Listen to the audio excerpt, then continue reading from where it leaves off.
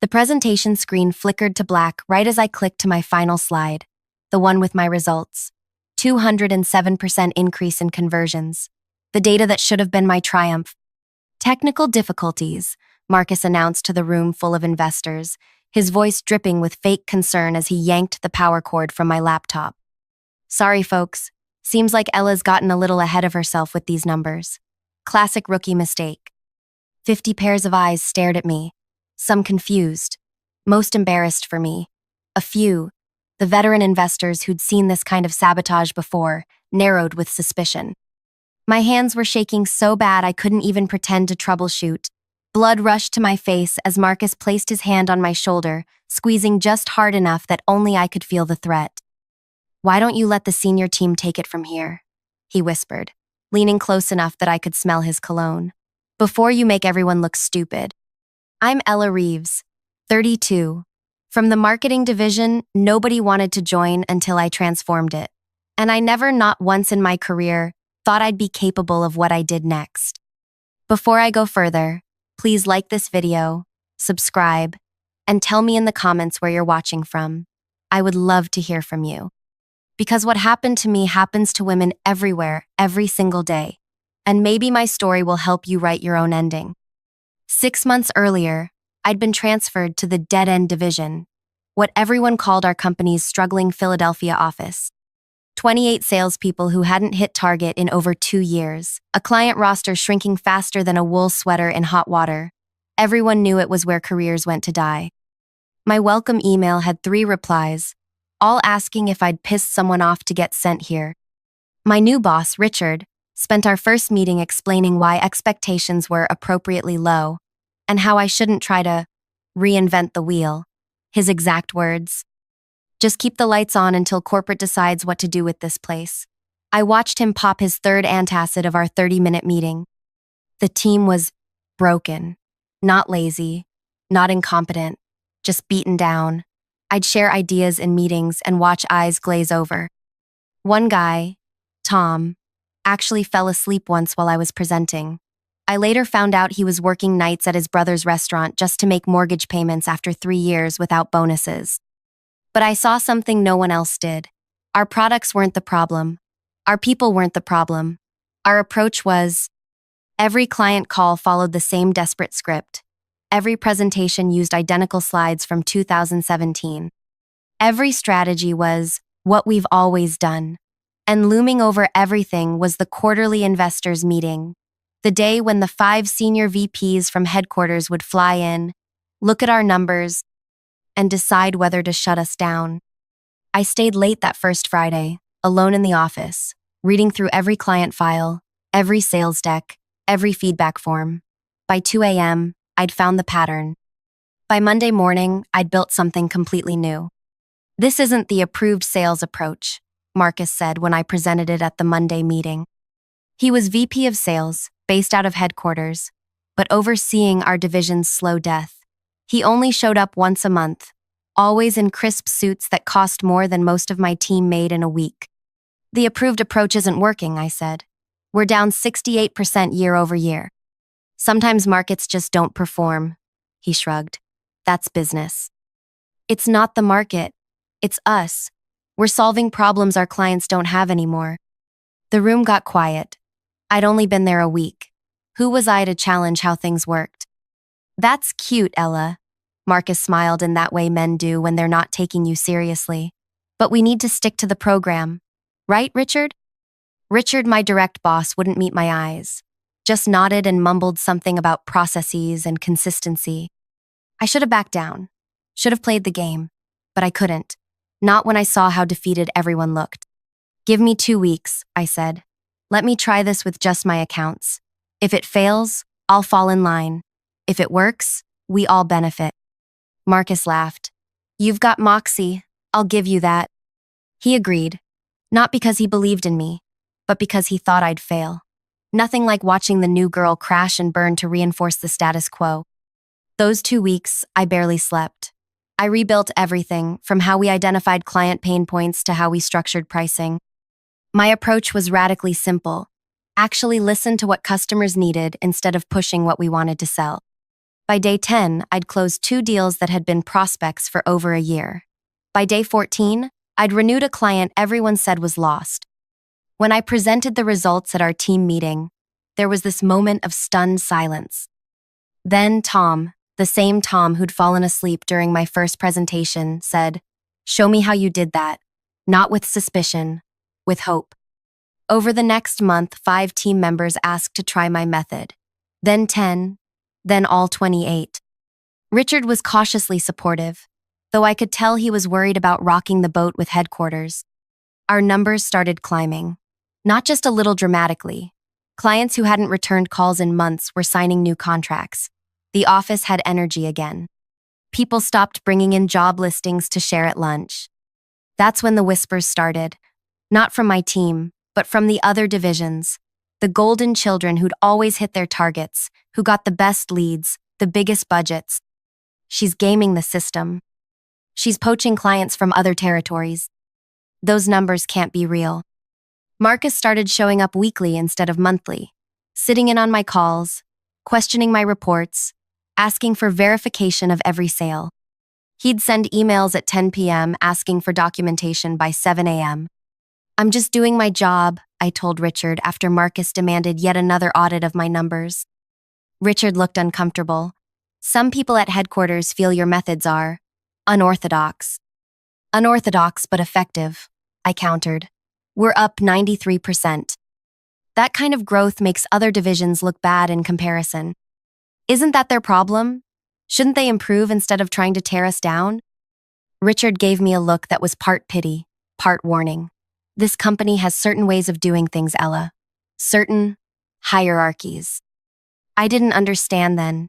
Thought it was just office politics. I didn't realize I was threatening an entire system built on mediocrity and excuse-making. As our success grew, so did the resistance. Leads that should have come to us mysteriously went elsewhere. Our IT requests went to the bottom of the queue. Expense reports that used to take days to process suddenly took weeks. But we kept winning anyway. My team was on fire. For the first time in years, they believed in themselves. We hit 150% of target by month 4. When the quarterly investor meeting was announced, Richard told me I'd be presenting our results. It was unprecedented. Usually only VPs presented to investors. "You built this," Richard said. "You should be the one to show what you've done." I spent weeks preparing. This wasn't just about me, it was about my team. About proving that we weren't the failure everyone thought. About showing that sometimes the approved approach isn't the right one.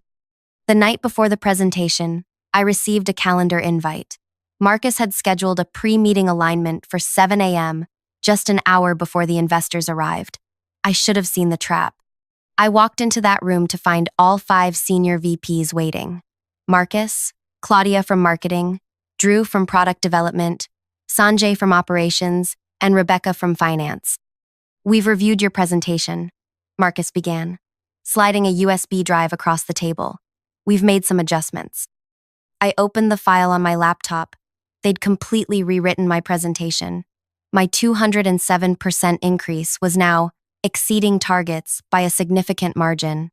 All specific numbers were removed. All mention of my new methodology gone. "What is this?" I asked. "A more appropriate framing," Claudia said. "One that acknowledges the contributions of all divisions. But these aren't the real results. We've achieved something unprecedented here." "The point," Marcus cut in, "is showing measured, sustainable growth, not anomalies that create unrealistic expectations." "They're not anomalies," I argued. "They're the result of a completely new approach that's working." Sanjay leaned forward. "Ella, you need to understand something. When you show numbers like yours, it makes every other division look like they're failing. Maybe they need to change their approach too." Rebecca actually laughed. "You've been here, what, 5 months? And you think you know better than people who've built this company over decades?" "I know what's working for my team." "Your team," Marcus emphasized the word, "is part of a larger organization. An organization with established methods and protocols." "Protocols that weren't working," I shot back. "We were about to be shut down." Drew, who'd been quiet until now, spoke up. "No one's denying you've had some success. But sustainability matters. Consistency matters. The methods you're using, they're not scalable across the organization. You haven't even tried them, I said. We don't need to, Marcus said. We know what works long term. I looked around the table, suddenly understanding. This wasn't about my results being wrong, it was about my results being too right. About what would happen if investors started asking why every division couldn't perform like mine. About 5 VPs who might have to explain why they'd settled for mediocre when exceptional was possible. I won't present false information, I said, closing my laptop. You'll present what the company needs you to present, Marcus said, no longer bothering to hide his threat. Or I'll personally make sure everyone knows how you manipulated these numbers. Manipulated? They're verified. Your own audits confirmed them. Things get lost in interpretation, he shrugged. Metrics can be viewed different ways. I looked to Richard for support, but he was studying his shoes like they held the secrets of the universe. So those are my choices? Lie or be accused of lying? We prefer to think of it as being a team player, Claudia smiled. Now, shall we head to the conference room? The investors are arriving. That's when I made a decision. I copied my original presentation onto my laptop, closed the edited version without saving, and walked out with my head high. You already know how that ended, with Marcus yanking my power cord, with 50 investors watching me stand humiliated as the senior team rescued the presentation, with my carefully built methodology repackaged as ongoing strategic adjustments showing promising early indicators. I sat silently through the whole thing, watching my work being diluted, my team's achievements minimized, watching investors nod along to a sanitized version of what we'd accomplished. When it ended, I walked straight to the bathroom and threw up. That could have been my breaking point. The moment I quit, filed a complaint that would go nowhere, or just accepted that this was how things worked. Instead, it became the moment everything changed.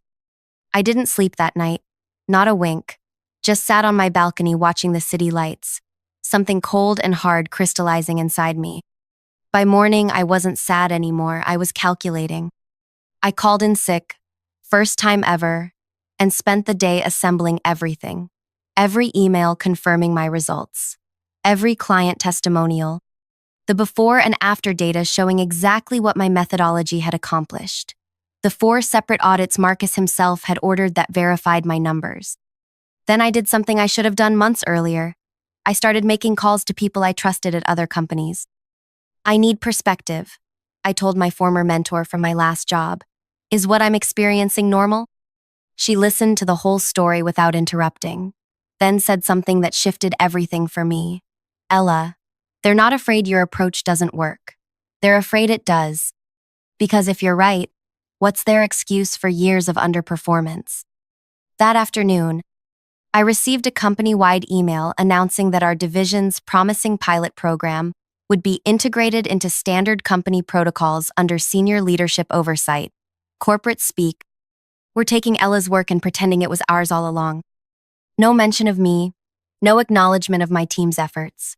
Just Marcus smiling in the attached photo, promising evolutionary improvements to our sales methodology. I forwarded the email to my personal account, adding it to my growing folder of evidence. The next morning, I walked into Richard's office without knocking. He jumped slightly, guilty eyes darting to his screen, where he was updating his LinkedIn profile. We need to talk, I said. Ella, look, I know yesterday was difficult. I'm not here to complain. I'm here to make a proposal. I laid out my plan. I wanted to formally document my methodology, train the entire division properly, and present the full results at the next investor meeting. No distortions, no politics, just the truth. Richard kept glancing at his door like he expected Marcus to burst in. It's not that simple. It actually is, I countered. Either the company wants real results or it wants comfortable excuses. Which is it? He sighed, the sound of a man who'd surrendered his backbone years ago. I'll talk to Marcus. No need, I said. I've already requested a meeting with all 5 VPs for tomorrow morning. I just need to know, are you with me or are you with them? The silence stretched between us. Finally, he said, I have a mortgage, Ella. 3 kids in college. I nodded, understanding everything he wasn't saying. Then I'll do this myself. That night, an email from HR appeared in my inbox, scheduling a performance review at the exact time I'd requested my meeting with the VPs. Classic silencing tactic. So, I went nuclear. At 7 a.m. the next morning, I walked into the executive floor with copies of my full, unedited report for every board member, not just the 5 VPs. I'd spent all night breaking down exactly how my approach differed from company protocol, with data showing why it worked better. I included testimonials from clients who'd specifically mentioned how refreshing our new approach was. The receptionist tried to stop me. The board isn't expecting you. But I walked right past her. Sometimes confidence is all you need. I entered the boardroom where they were having their monthly breakfast meeting. 12 people looked up, forks pausing midair. Ms. Reeves, the CEO, David Harmon, said with mild surprise, I don't believe you're on the agenda today. I'm not, I said, distributing my reports around the table. But what I have to say can't wait. Marcus stood up. Ella, this is completely inappropriate. You pulled my power cord in the middle of my presentation. I cut him off. We clearly have different definitions of inappropriate. Someone choked on their coffee. The room went utterly silent. For the next 17 minutes, I timed it. I walked them through everything. The real numbers, the methodology, the systematic attempts to suppress and then co-opt my work. I didn't raise my voice. I didn't get emotional. I just laid out facts with the precision of someone who knew they were right. So I have a simple question, I concluded. Does this company want actual innovation and growth, or just the appearance of it? Marcus was practically vibrating with rage. This is absurd. She's completely distorting. Let me see those numbers again, the CEO interrupted, putting on his reading glasses. The others leaned into their copies too. You could have heard a pin drop as they reviewed my data. Finally, David looked up. 207%? And these are verified? By the company's own auditing process. 4 separate times. He turned to Marcus. Why wasn't I shown these actual figures? Marcus shifted in his seat. We felt it was more appropriate to present sustainable projections rather than anomalous. Is 207% an anomaly if it's been consistent for 4 months? I interrupted. Is it an anomaly if it's spread across our entire division? Is it an anomaly if clients are specifically renewing contracts because of it? Claudia tried to rescue him. What Ella doesn't understand is the broader organizational context. What I understand, I said, still eerily calm, is that I turned around a failing division using methods this leadership team actively tried to suppress. And now you're planning to implement a watered-down version of my work without credit, while sidelining me with a performance review. Several board members exchanged glances. This clearly wasn't the morning meeting they'd expected. David removed his glasses. Miss Reeves, would you give us the room for a few minutes? I nodded and walked out, legs somehow not betraying how badly they wanted to shake. I sat in the reception area, ignoring Marcus's assistant, who was clearly texting him updates about where I was. 23 minutes later, the boardroom door opened. David beckoned me back in. The atmosphere had changed. Marcus wouldn't meet my eyes. Claudia was furiously writing notes. The other VPs looked like they'd been through a hurricane. Miss Reeves, David began, the board has some questions about your methodology. For the next 2 hours, I walked them through everything in detail. Not just what I'd done, but why it worked, how it could be scaled, where the resistance had come from. I held nothing back. When I finished, David nodded slowly. I appreciate your candor and your courage in bringing this directly to us. He glanced meaningfully at Marcus. It seems we have some internal communication issues to address. Marcus started to speak, but David held up his hand. We'll discuss that separately. He turned back to me. What would you need to implement this approach company-wide? The question caught me off guard. I'd been prepared for dismissal, maybe even termination. Not this. But I'd thought about scaling my approach for weeks. Full autonomy to build a training program. Direct reporting line to you until it's implemented. And my team gets the recognition and compensation they deserve for being the test case. David considered this. then nodded. Reasonable requests. Let's discuss specifics this afternoon. My office, 2 p.m. I walked out of that boardroom feeling 10 feet tall. But I wasn't naive. This wasn't over just entering a new phase. As I passed Marcus in the hallway, he grabbed my arm hard enough to leave fingerprints. "You have no idea what you've just done," he hissed. "No idea who you're dealing with." I looked down at his hand until he removed it. "Actually," I said quietly, "I think you're the one who doesn't know who he's dealing with." The next 48 hours were the most intense of my career. I barely left the building, working directly with David and 2 trusted board members to outline the company-wide implementation plan. Not the sanitized version Marcus had planned to roll out, but the real methodology with all its radical customer-centric approaches. Word spread fast. My team was ecstatic. They were finally getting recognition. Other divisions were a mix of curious and resentful. The 5 VPs were conspicuously absent from all planning meetings. On the second night, working late in the conference room, I received a text from Tom.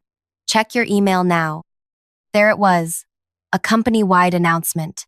Marcus had just been named Chief Innovation Officer, with a mandate to continue the exciting new customer approach pioneered under his leadership. My hands actually shook with rage. He was making his move before our plan could be announced, claiming credit, positioning himself as the visionary. Classic corporate hijacking. I forwarded the email to David with just one line. "Is this the communication plan we discussed?" His reply came within minutes. "Absolutely not. My office, 7 a.m. tomorrow." I didn't wait until tomorrow. I went straight to the executive floor, half expecting to be stopped. But the security guard just nodded me through. Apparently, my stock had risen in the past 48 hours. I found David still in his office, phone pressed to his ear, looking furious. He gestured for me to sit while he finished his call. "Don't care what precedent it sets, Phil. This ends now." He hung up and pinched the bridge of his nose. Marcus issued that announcement without authorization. He's trying to position himself as the creator of my methodology before we can implement the real plan. David nodded. Marcus has always excelled at one thing: self-preservation. He leaned back in his chair. "I owe you an apology, Ella. I knew there were issues with how the senior team operated, but I didn't realize how systematic the suppression of new ideas had become." "It's not just ideas being suppressed," I said. "It's people." "I'm beginning to see that." He tapped his desk thoughtfully. "The board and I have been discussing next steps since your presentation. We were planning to announce changes next week, but Marcus has forced our hand." He checked his watch. "It's late, but this can't wait until morning. I need to make some calls." By 11 p.m. that night, everything had changed again. A new email went out, this one from the CEO himself announcing a strategic reorganization effective immediately. Marcus was being transitioned to an advisory role, corporate speak for demoted. Claudia and Drew were having their divisions reorganized. And I was being named head of an entirely new division, the Customer Success Group, with authority to implement my methodology across the entire company. The email concluded with a line that made me smile through exhausted tears. "We will be hosting a special investor presentation next month to unveil this new approach and introduce the architect behind it." My phone exploded with messages, congratulations from my team, shocked reactions from colleagues in other divisions, and one particularly satisfying text from Richard. "You did it. I should have believed in you more." I went home at midnight, slept for 4 solid hours, and returned to a completely different company. People who'd never spoken to me were suddenly finding reasons to stop by my office, which was being moved to the executive floor. IT requests that had languished for months were miraculously resolved overnight. The next week was a blur of meetings, planning sessions, and onboarding for my expanded role. I insisted that my original team receive substantial bonuses and promotions non-negotiable in my acceptance of the position. Then came the part that truly felt like justice. Marcus had to sit through a training session on my methodology, led by me. Company policy required all senior staff to complete the training, even those in advisory roles. He sat in the back row, arms crossed, face locked in a rigid smile, as I detailed the very approach he'd tried to suppress and then steal. During the break, he approached me at the coffee station. "Impressive coup," he said, voice low. "Enjoy it while it lasts." "It's not a coup, Marcus," I replied. "It's meritocracy. Results matter." "Results," he scoffed. "I've been here 12 years. Built relationships you can't imagine. This little victory tour of yours? Temporary." I stirred my coffee calmly. "That's where you're wrong. See, the difference between us is that I actually care if the company succeeds. You only care if Marcus succeeds." His face flushed red, but people were watching. He knew it. With a tight nod, he walked away. The investor presentation the following month was everything the previous one should have been. 50 investors, the entire board, and every division head watched as I presented the real numbers, the real methodology, and the real results now expanded to 3 divisions with similar success. The standing ovation lasted nearly a minute. The Q&A session went 30 minutes over schedule because investors couldn't ask enough questions. And through it all, I made sure to highlight my original team, bringing Tom and others on stage to explain parts of the implementation they'd led. Afterwards, at the reception, I was approached by investors who'd witnessed my humiliation months earlier. "We knew something was off that day," one older woman told me, champagne glass in hand. "When they pulled that cord, never seen anything so blatant. Glad the truth came out." As the evening wound down, David pulled me aside. "The board is impressed, Ella. Very impressed. They've authorized an expansion of your division and," he smiled, "a seat at the leadership table. Vice President of Customer Success Group. Will announce next week." I thought I'd feel pure triumph. Instead, I felt something more complex: vindication mixed with responsibility. This wasn't just about proving Marcus and the others wrong. It was about creating a company where the next person with an innovative approach wouldn't have to fight the same battles. 2 months later, I passed Marcus in the hallway. He was carrying a box of personal items. The advisory role had apparently come to its natural conclusion.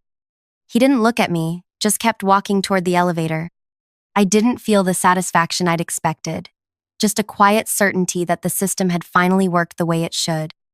In my new office, yes, with an actual door and window, I found a handwritten note from David. "Innovation without politics. Results without excuses. That's the company we're building now. Thank you for showing us the way." That note still sits framed on my desk, a reminder of what happens when you refuse to minimize your light just because it makes others uncomfortable with their shadows. Last week, one of our newer team members asked me how I'd advanced so quickly. I told her the truth. I didn't play the game. I changed it. The corporate world runs on unwritten rules designed to maintain the status quo, but sometimes those rules need to be broken for real progress to happen. Sometimes the most revolutionary act is simply refusing to hide how good you really are. So if you're watching this, and someone's trying to dim your shine, whether it's at work, at school, or anywhere else, remember, your results aren't the problem. Their insecurity is. Never downplay your success to make others comfortable with their mediocrity. Have you ever had someone try to take credit for your work? Or been told to tone it down because you were making others look bad? I'd love to hear your stories in the comments. And if you're currently struggling with workplace sabotage, drop a comment with "advice needed," and I'll share more specific strategies from my experience. Don't forget to subscribe for more real stories about navigating the complicated worlds of career, relationships, and personal growth. Next week, I'll be talking about how to identify allies versus saboteurs in your workplace. Trust me, they're not always who you expect. Remember, in a world full of people waiting for permission to succeed, be the one who gives yourself permission first. Sometimes the most powerful revenge isn't getting even, it's getting ahead on your own terms.